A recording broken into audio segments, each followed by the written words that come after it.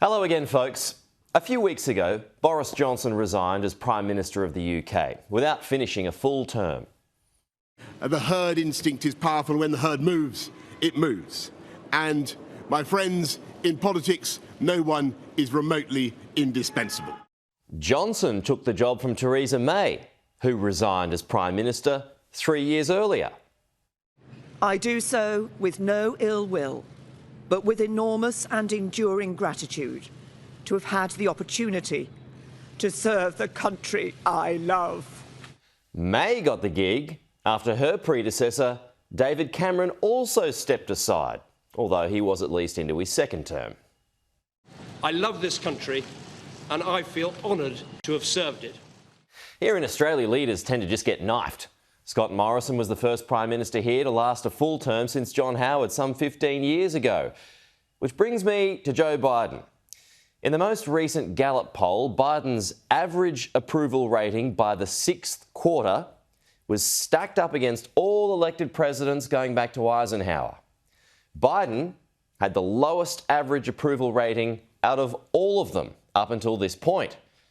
So as most of the public don't rate his leadership, Republicans obviously don't, even a section of his own party doesn't.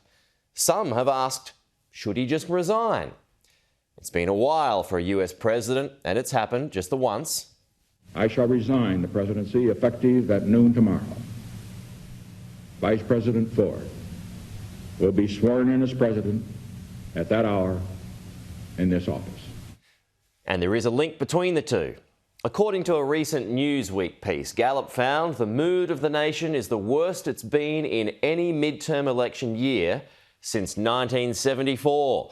The year Nixon resigned from the presidency following the Watergate scandal and investigations.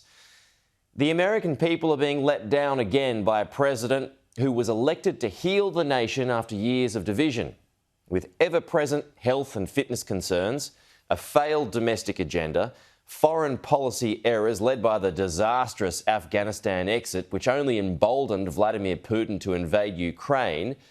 Democrats can see a giant red wave coming in November. Fellow Dems are so worried about their chances, they're avoiding the subject of Biden on the campaign trail.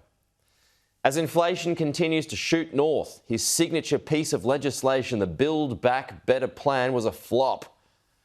Democrats are now pushing for a slimmed-down bill that represents just 1/10 of Biden's original economic vision.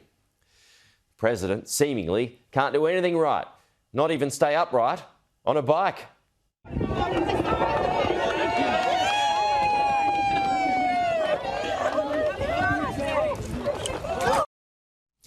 And there could be worse to come. If Republicans capture Congress, which they could well do, Biden will face increasing pressure over his involvement in son Hunter's lucrative foreign businesses.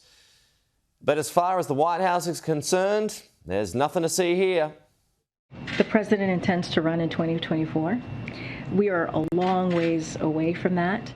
But, as I've said before, things can always be worse, can't they? If Biden was ever to resign, it would make Kamala Harris Commander-in-Chief. And that would not make things any better. Thanks for watching. To support this channel, please like, share and subscribe below, and I'll see you next week.